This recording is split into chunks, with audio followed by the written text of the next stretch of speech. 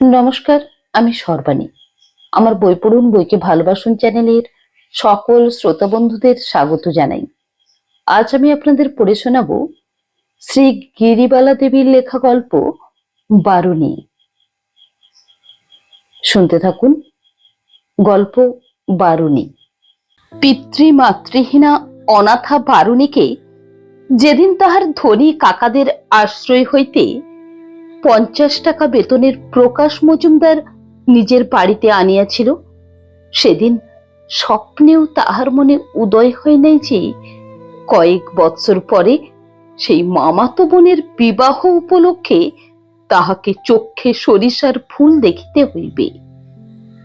তখন তাহার ও পত্নী শৈলবালার মনের মধ্যে একটা দৃঢ় ধারণা বদ্ধমূল হইয়াছিল যে বারুণীর সকরুণ জীবন কাহিনী শুনিয়া তাহা সুদীর্ঘ পল্লব বিশিষ্ট কালো নয়নের বিষাদপূর্ণ দৃষ্টিতে আকৃষ্ট হইয়া কোন শিক্ষিত উদার যুবক আদরের সহিত বিনা পণে তাহাকে বিবাহ করিয়া গৃহে লইয়া যাইবে। কিন্তু বারুণীর বয়সের সঙ্গে সঙ্গে তাহাদের ভুল ভাঙিতে লাগিল। তাহারা বুঝিল তাহাদের কল্পিত মায়ালোক এখনো সুদূরে।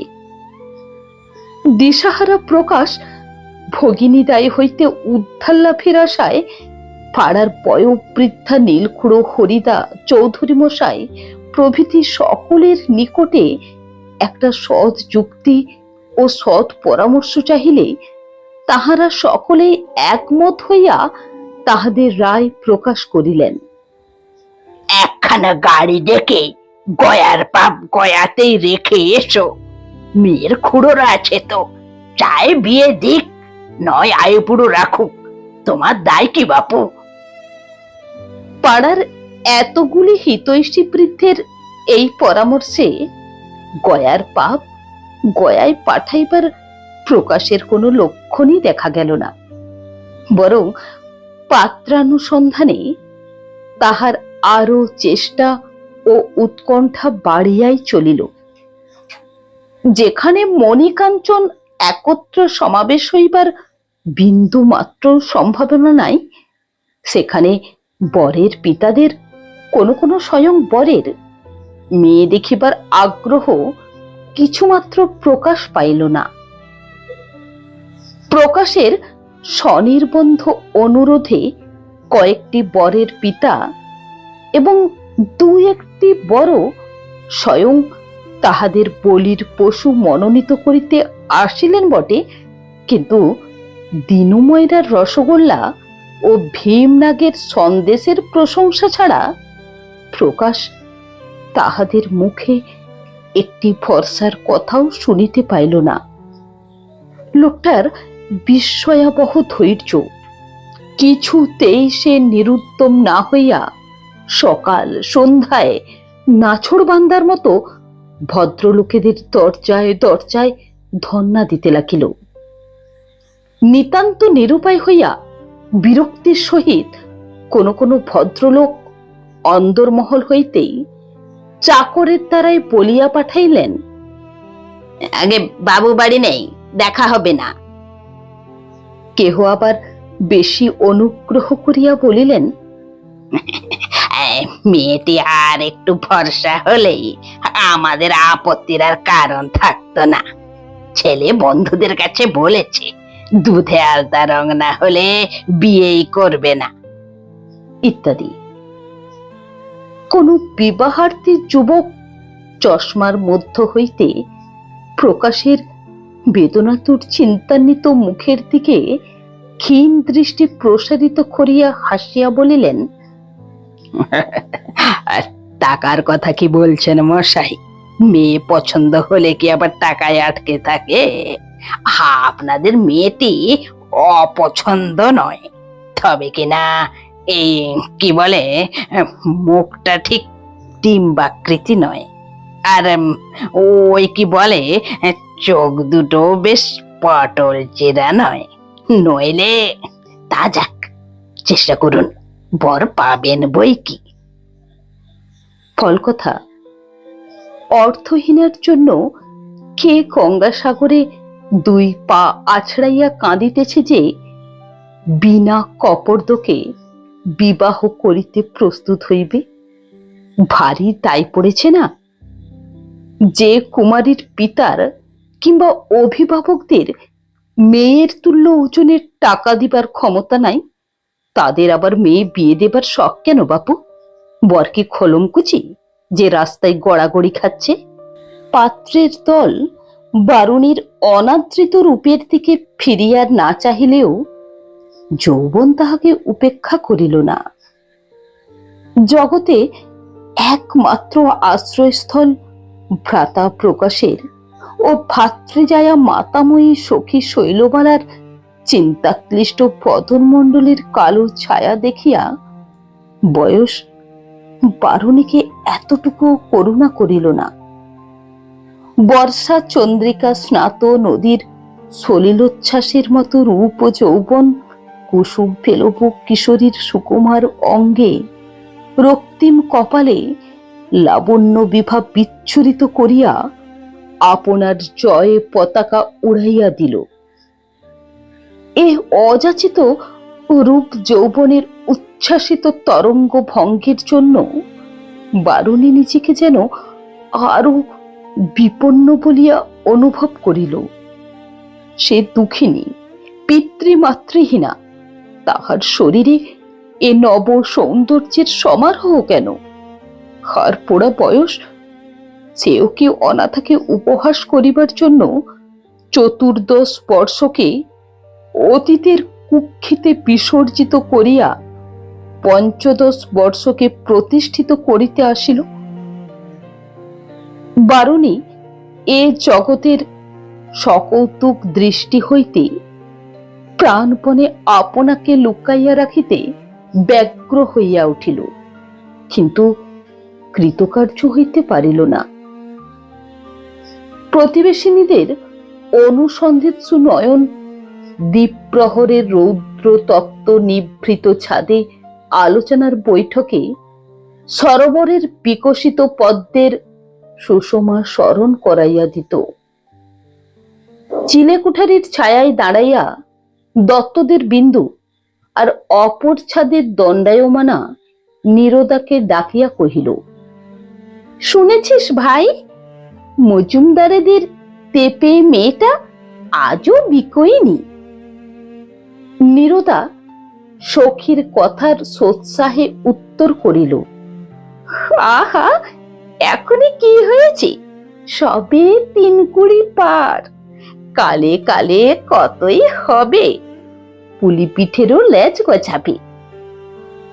চাটুর্যদের ছাদে উঠিবার সিঁড়ি নাই, সুতরাং বাতায়নে দাঁড়াইয়াই মেয়েদিগকে রসালাপে যোগ দিতে হয়।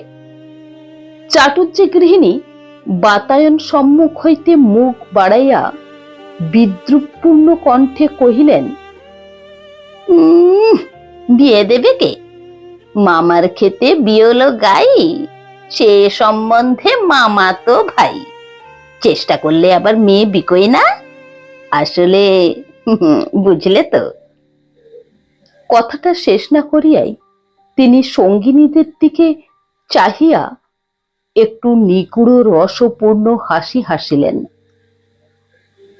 এই প্রচ্ছন্ন ইঙ্গিতটা শৈলবালার কানে পৌঁছাইতে বিলম্ব হইল না। সে প্রকাশকে ধরিয়া বসিল, না না, যেমন করেই হোক ঠাকুরজিকে বৈশাখ মাসের ভিতরেই বিয়ে দিতে হবে। আমার গায়ের গয়নাগুলো দিচ্ছি, আর ওর কাকাদের কাছে গিয়ে কিছু টাকা জোগাড় করো। ওর বাপেরও তো কিছু ছিল না, নেও তো, ওই তো তার অধিকারিনী, সে কথাটা তুলতেও যেন ভুলো না। স্ত্রীর মন্ত্রণায় প্রকাশ একটু ম্লান হাসি হাসিয়া কহিল,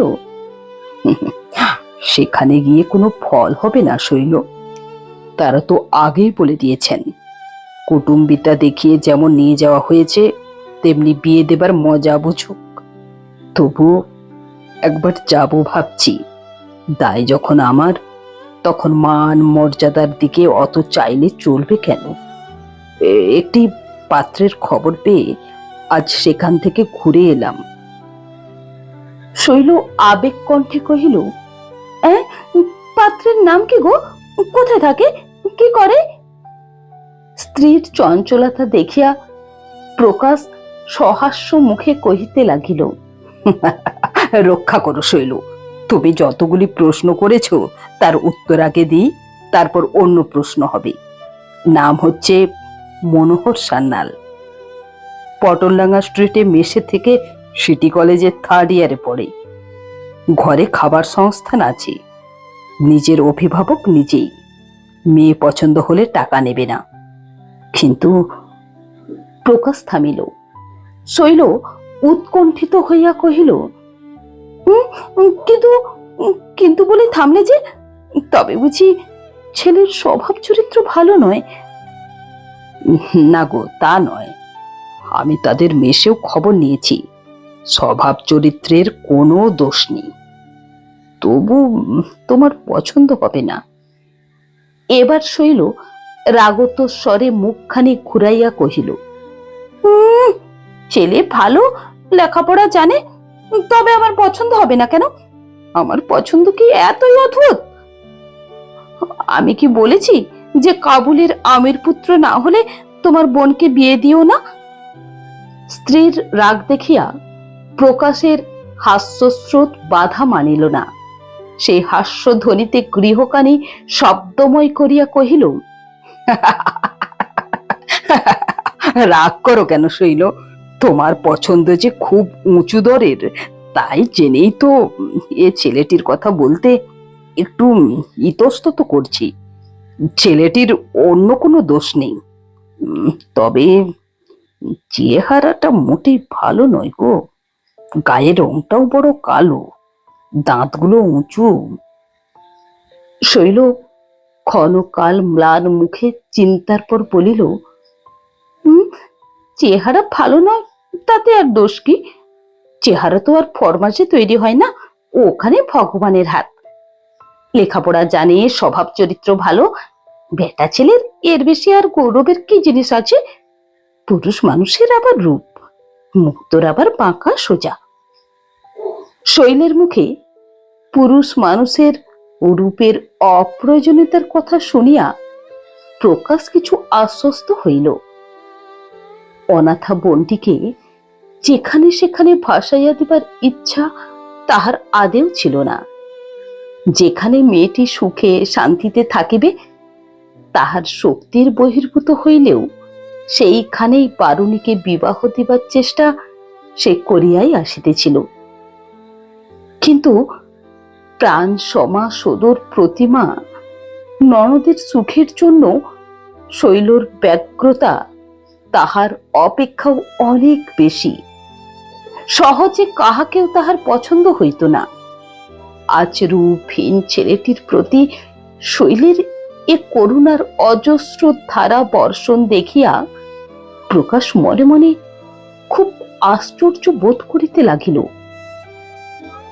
বিলম্বে পরের ও শৈলর মতের পরিবর্তন ঘটিতে পারে আশঙ্কা করিয়া প্রকাশ অবিলম্বে মেয়ে দেখাইবার বন্দোবস্ত করিতে লাগিল।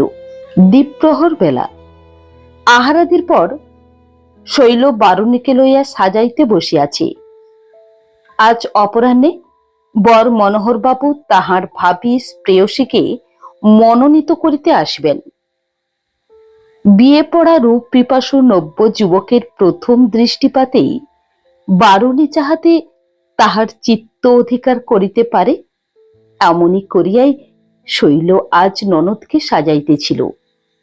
ফিরোজা রঙের শাড়িখানি পরাইয়া বারুণীর সাবান ঘষা রাশিকৃত কেশগুচ্ছ সুবিন্যস্ত করিয়া একটি লাল ফিতার ফাঁদে বাঁধিয়া শৈল খয়ের খসিতে বসিল। নিজের বাছা বাছা গহনা কয়খানিতে ননদের গা সাজাইয়া খয়ের টিপ পরাইয়া মুগ্ধ নয়নে বারুণীর সলজ্জ সুন্দর মুখখানি এদিক ওদিক ঘুরাইয়া শৈল রঙ্গ ভরে মৃদু কণ্ঠে বলিল, খনন পঙ্কজ বনে প্রবাল আসনে বারুণীর বসি বসি মুক্ত ফল দিয়া করবি বাঁধিতেছিলা, পশিল সে স্থলে। ভাতৃবধূর দিক হইতে মুখখানা ফিরাইয়া লইয়া একটু ফিক করিয়া হাসিয়া বারুণী কহিল,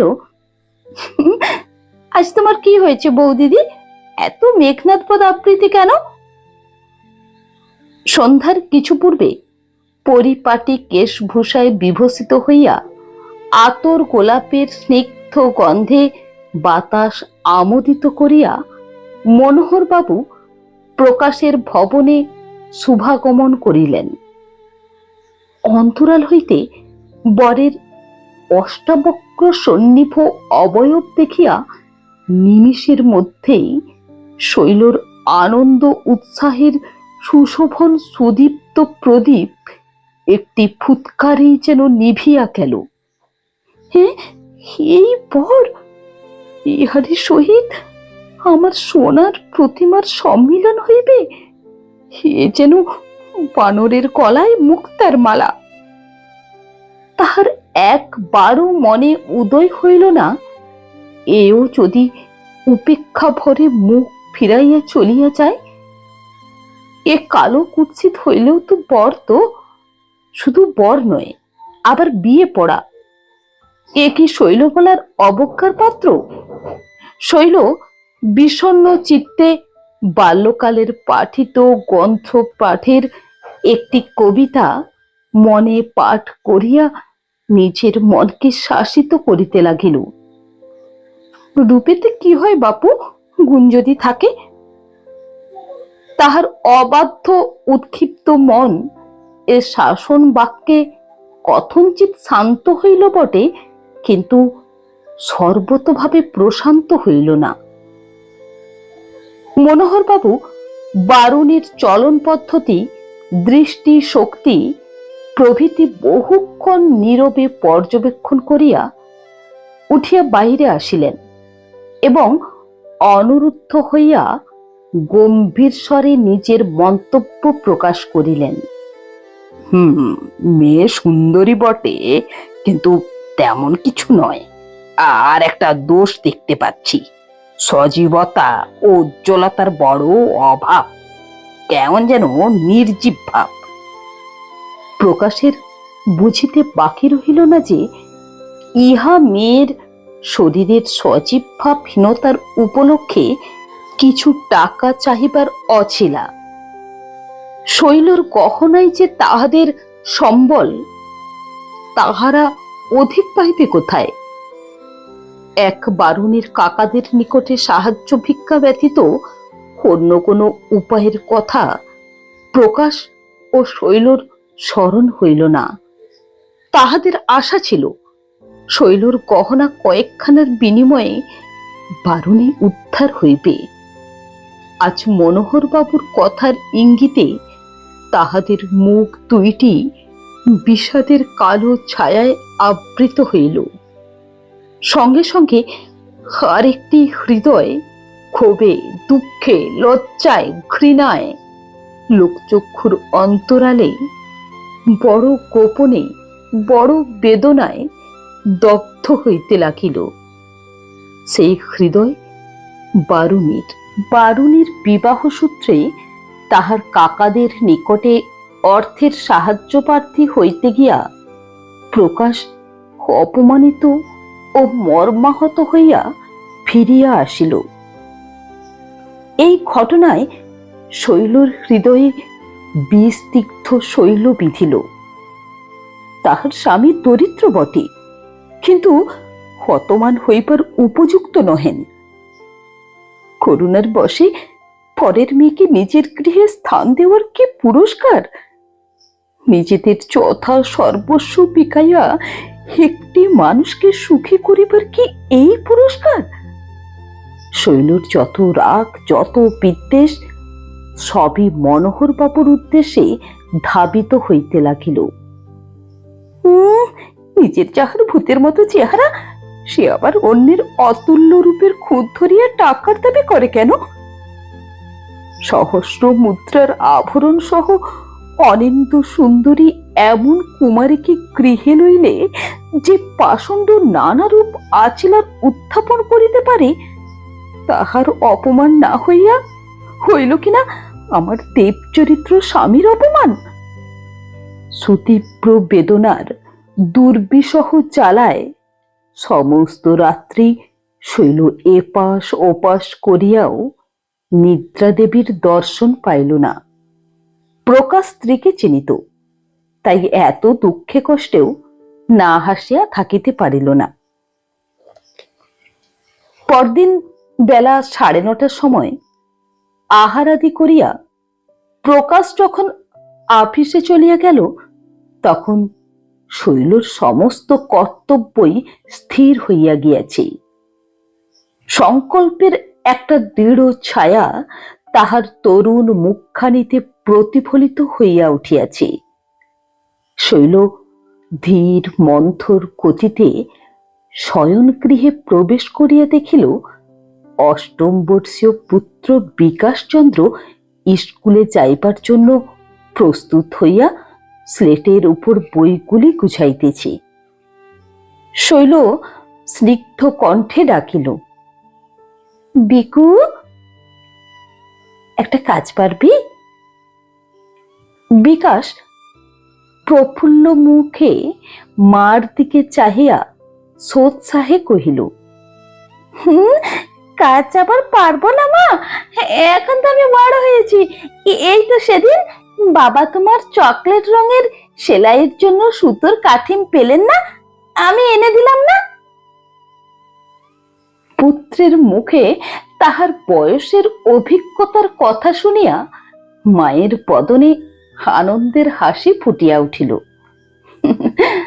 শৈল বিস্ময়ের ভান করিয়া বলিল,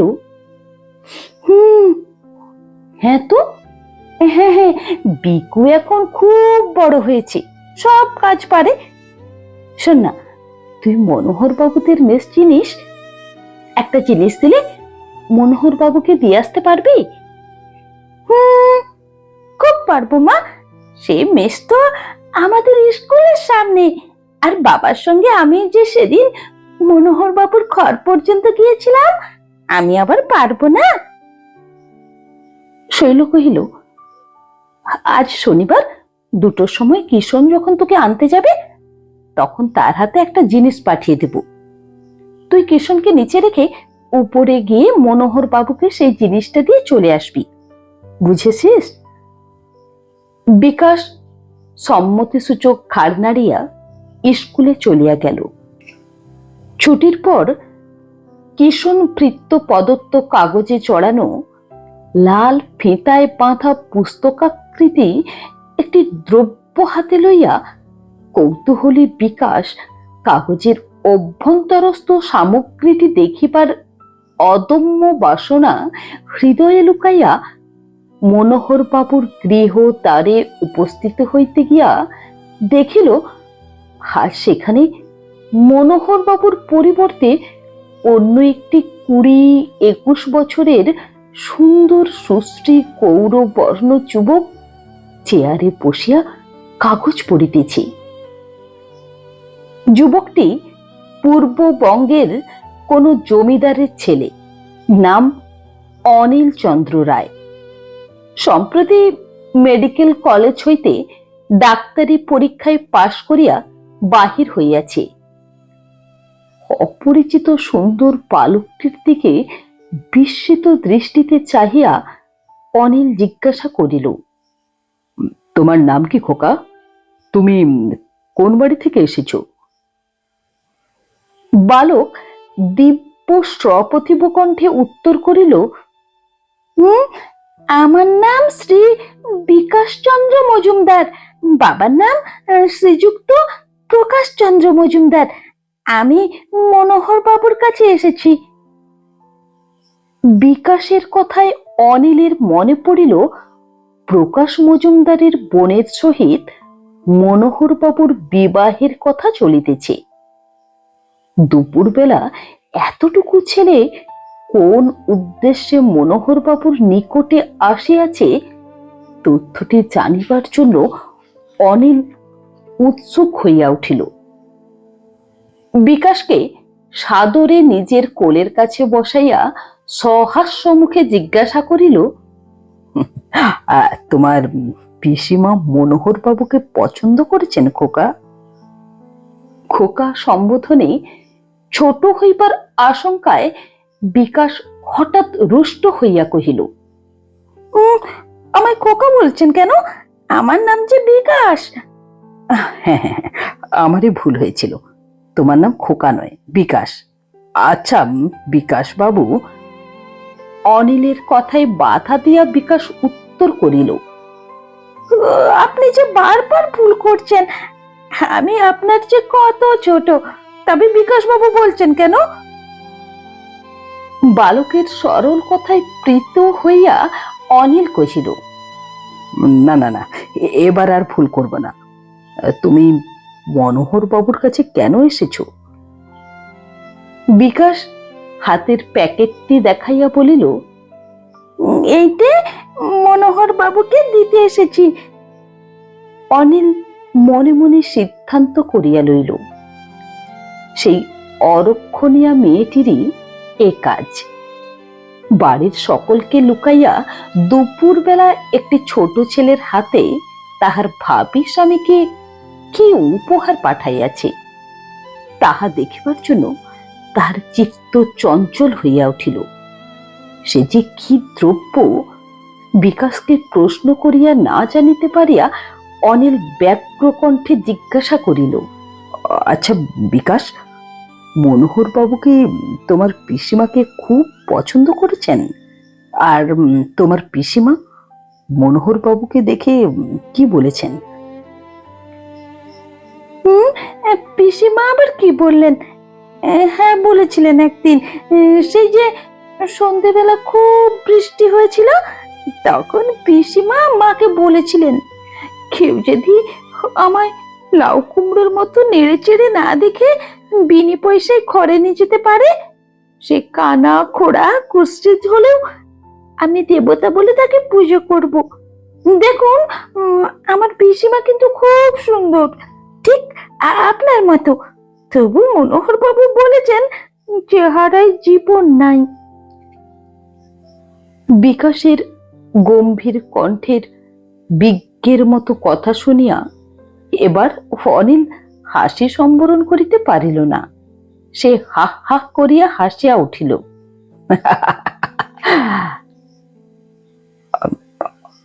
অনিল বাবু, আজ আপনার ঘরে হাসির বান ডেকেছে নাকি? কাকে নিয়ে এত হাসি করছেন? বলিতে বলিতে মনোহর বাবু গৃহে প্রবেশ করিয়া বিকাশকে দেখিয়া বিস্মিত নয়নে চাহিয়া রহিলেন।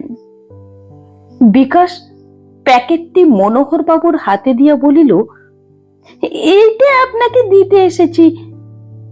এতে কি আছে? বিকাশের কথা বলিবার পূর্বেই হাস্যোচ্ছলে কৌতুক ভরা কণ্ঠে অনিল বলিল, খুলে ফেলুন মনোহর বাবু, হতে কি আছে তা এ ছেলেটি বলতে পারবে না। নিশ্চয়ই কোনো ভালো জিনিস আছে, আপনার ভাবী পত্নী উপহার পাঠিয়েছেন। মনোহর বাবুর মুখখানি আনন্দে উৎফুল্ল হইয়া উঠিল। হৃদয়টি সুখের কল্পনায় বিভোর হইয়া উঠিল। তাহার ভাবী পত্নী তাহাকে পছন্দ করিয়া প্রণয় উপহার পাঠিয়াছে। কি পাঠাইতে পারে? বোধহয় কোনো বইটই, অথবা কবিতার খাতা, না হয় একখানা ফটোগ্রাফ। গর্ব মিশ্রিত হাসিতে অধর রঞ্জিত করিয়া স্পন্দিত হৃদয়ে মনোহরবাবু প্যাকেটটি খুলিতে লাগিলেন। কাগজের পর কাগজ খুলিতে খুলিতে যে জিনিসটি আত্মপ্রকাশ করিল তাহা মনোহরবাবুর পক্ষে সন্তোষজনক হইল না। সে একখানা চারি পার্শ্বের ফ্রেমে কারুকার্য বিশিষ্ট সুন্দর দর্পণ। তাহাতে প্রথমেই নিজের মুখের প্রতিচ্ছায়া পড়িল। লজ্জায় অপমানে মনোহরবাবুর মুখ লাল হইয়া উঠিল। ক্রোধ বহ্নি নির্বাপিত করিতে না পারিয়া তিনি আরশিখানাকে সশব্দে মেঝেই ফেলিয়া দিলেন। শানের উপর পড়িয়া নিমিষের মধ্যে তাহা ঝনঝন করিয়া শত খণ্ডে চূর্ণিত হইয়া গেল। তখন বেলা 3টা বাজিয়া গিয়াছে। অনেক ছাত্রই কলেজ হইতে ফিরিয়া আসিয়াছে। আয়না ভাঙার শব্দে তাহারা মনোহরবাবুর ঘরের সম্মুখে সমবেত হইল। অনিলের ইঙ্গিতে তাহাদের প্রকৃত ঘটনা বুঝিতে বিলম্ব হইল না। সবগুলি যুবকের মুখেই হাসির ছোঁয়াচ লাগিয়া গেল। কেহ কেহ হাসিতে হাসিতে মেঝেই শুইয়া পড়িল।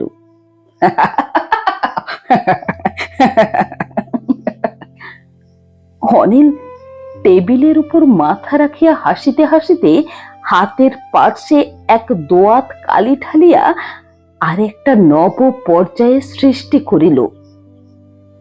এতগুলি লোকের হাসি কৌতুকের মধ্যে মনোহরবাবু রাগে জ্ঞান শূন্য হইয়া কম্পিত কণ্ঠে কহিলেন, কি আমায় অপমান? এর শোধ নেব, তবে আমার নাম মনোহর। এত বড় আস্পর্ধা! আমায় আয়না পাঠিয়ে দেওয়া! বেহায়া, নির্লজ্জ! হীরা ঘরে না থেকে। এবার অনিল কথা কহিল, ধীর সংযত কণ্ঠে কহিল, মনোহর বাবু, এত রাগ করছেন কেন? এর ভিতর তো রাগের কিছু নেই, বরং লজ্জার কথা আছে।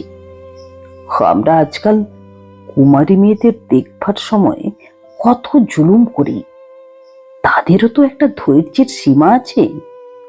এই মেয়েটি আপনাকে যে আয়না পাঠিয়েছে, এতে তার বুদ্ধি ও সাহসের পরিচয় পাওয়া যাচ্ছে। আমাদের যেমন পছন্দ বলে একটা জিনিস আছে, তাদের কি তা নেই? আমাদের নিজেদের চেহারা যাই হোক না কেন, আমরা তাদের চেহারায় খুঁত ধরতে চাই, কাজেই তাদেরও অসহ্য হয়ে ওঠে। চেহারার আভাসেই মনোহরবাবু পুনরায় আগুনের মতো দপ করিয়া জ্বলিয়া উঠিলেন। ক্রোধ কম্পিত কণ্ঠে চিৎকার করিয়া কহিলেন, ওদের আবার চেহারা, যাদের কুলোটার মতো ব্যবহার!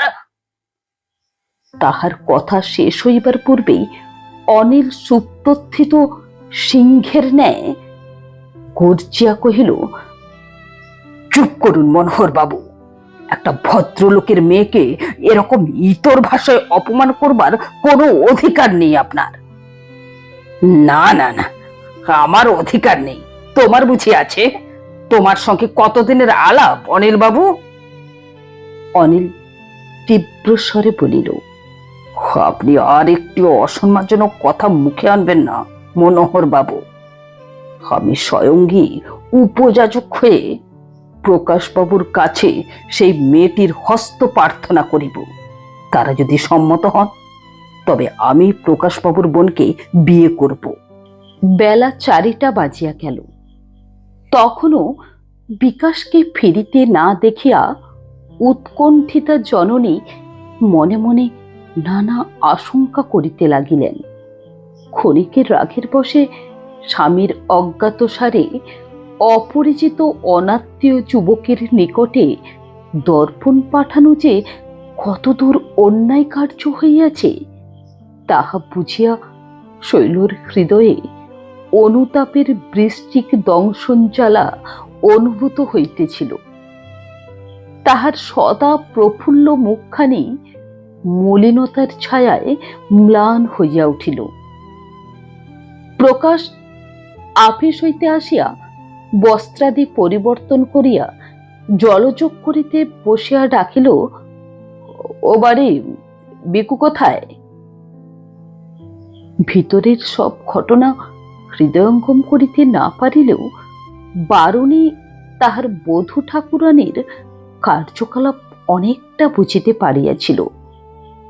তাই দাদার কথার কোনো উত্তর না দিয়া সে সলজ্জ মুখে সেখান হইতে চলিয়া গেল। শৈল কম্পিত হৃদয়ে ছল ছল নয়নে নত মুখে অনুতপ্ত কণ্ঠে কহিল,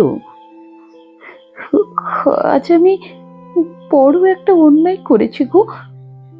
তোমায় না বলে বিকুকে এক জায়গায় পাঠিয়ে দিয়েছি। প্রকাশ স্ত্রীর দিকে জিজ্ঞাসু দৃষ্টিতে চাহিয়া কহিল, ও বুঝেছি, তাকে বুঝি বায়োস্কোপে পাঠিয়েছ? না গো, বায়োস্কোপ নয়। শৈল নির্বাক হইয়া বসিয়া গেল। তাহার বিষাদময় মুখের দিকে চাহিয়া প্রকাশ যেন কি বলিতে যাইতেছিল। এমন সময় প্রাঙ্গণ হইতে বিকাশের আনন্দপূরিত কণ্ঠধ্বনি শোনা গেল। পুত্রকে দেখিয়া শৈলর মুখে আনন্দপ্রভ সমুজ্জ্বল হইয়া উঠিল। সে ত্বরিত পদে নিকটে গিয়া তাহাকে কোলের কাছে টানিয়া লইয়া স্নিগ্ধ কণ্ঠে কহিল, আগে খেতে চলো বিকু, খাবার খেয়ে কথা বলবি। আমি খেয়ে এসেছি, বাবা আসুন বলিয়া আনন্দের আবেগে প্রায় লাফাইতে লাফাইতে বিকাশ পিতার হাত ধরিয়া তাহাকে বাহিরের দিকে লইয়া চলিল। প্রকাশ বৈঠকখানা ঘরে ঢুকিয়া বিস্মিত হইয়া দেখিল একটি সুশ্রী যুবক চেয়ারে বসিয়া আছে। প্রকাশকে দেখিয়া যুবক চেয়ার ছাড়িয়া উঠিয়া দাঁড়াইল। হাত তুলিয়া নমস্কার করিয়া বিনীত কণ্ঠে কহিল, আগে আমার নাম শ্রী অনিল চন্দ্র রায়, আমি আপনার কাছেই এসেছি।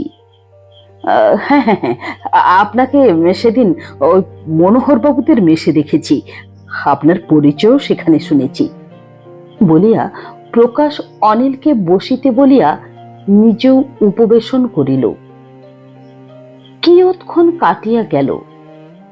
অনিল কথা কহে না দেখিয়া প্রকাশ একটু ইতস্তত করিয়া কহিল, মানে আমার কাছে কি আপনার কোনো দরকার আছে? অনিল সলজ্জ কণ্ঠে কহিল, আগে একটু দরকারে এসেছিলাম। আপনার একটি বিবাহযোগ্যা বোন আছেন, যদি আমায় অনুপযুক্ত। অনিল আর কিছু বলিতে পারিল না। প্রকাশ আনন্দ বিহল কণ্ঠে কহিল, আপনাকে অনুপযুক্ত মনে করব অনিল বাবু? ভগবান আপনাকে সুখী করুন, কিন্তু আমি বড় গরিব, টাকা পয়সা নেই। আপনার টাকা পয়সা নেই বলে এসেছি প্রকাশ বাবু। আপনার মন খুব উঁচু, তাই ও কথা বলেছেন, কিন্তু আপনার বাবা কি এতে সম্মত হবেন? আমি আমার দায় থেকে উদ্ধার হবার জন্য আপনার পিতামাতাকে মনক্ষুণ্ণ করতে চাইনি। অনিল ধীরে ধীরে কহিল, সে চিন্তা আপনার করতে হবে না। আপনি আমার বাবা মাকে যখন দেখবেন তখন বুঝতে পারবেন তারা এ জগতের মানুষ নন। আমার মন খুব উঁচু বললেন, তাদের তুলনায় আমি এত নিচমনা। তাদের আদর্শ আমি অনুকরণ করবার চেষ্টাই করি, পেরে উঠিনি। আমার এই কার্যে তারা অসন্তুষ্ট না হয়ে সন্তুষ্টই হবেন। সুখের আবেশে কৃতজ্ঞতার বশে প্রকাশের চক্ষে জল আসিল। সে গদগদ কণ্ঠে কহিল, তুমি দেবতা, তোমায় কি বলবো ভাই, চিরজীবী হও, আশীর্বাদ করি।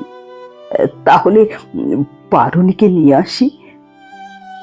অনিলের বড় সাধ হইতেছিল একবার দেখিয়া যায়। যে মেয়েটির এত সাহস, এত নির্ভীকতা, যে অপমানকারীকে অপমান ফিরাইয়া দিতে জানে, না জানি তাহার মুখখানি কত সুন্দর। হঠাৎ অনিলের মনে পড়িল বিকাশের কথা। পিসিমা বলেছিলেন বাগানের লাউ কুমড়োর মতন করে না দেখে কেউ যদি বিনে পয়সায় আমায় ঘরে নিয়ে যায়, ইত্যাদি। অনিল প্রলোভন জয় করিয়া মৃদু কণ্ঠে কহিল, না প্রকাশবাবু, আমার দেখবার প্রয়োজন নেই। বৈশাখের শুভ্র জ্যোৎস্না পুলকিত যামিনী, বিবাহ ভবন রাশি রাশি পুষ্প সৌরভে আমোদিত, দক্ষিণা বাতাস উন্মাদ আবেশে আকুল, সানায়ে সাহানা রাগিনীর মধুর আলাপনের মধ্যে শুভ দৃষ্টির সময়ে পুরো মহিলাগণ কর্তৃক বারবার অনুরুদ্ধ হইয়া ফুটন্ত ফুলের মতো বারণে তাহার নয়ন দুইটি উন্মিলিত করিয়া দেখিল চন্দন চর্চিত সরল সুন্দর একটি তরুণ দেবতা উৎসুক নয়নে তাহারই দিকে চাহিয়া আছে। চারি চক্ষের সম্মিলন হইল। প্রথম দৃষ্টিপাতের সঙ্গেই কিশোরী তাহার হৃদয়ে সঞ্চিত প্রীতির পুষ্পাঞ্জলি অনিলের পায়ে অর্পণ করিয়া হর্ষোচ্ছ্বাসে নয়নদ্বয় মুদ্রিত করিল। বন্ধুরা, এতক্ষণ শুনছিলেন গল্প পারুনি। নমস্কার।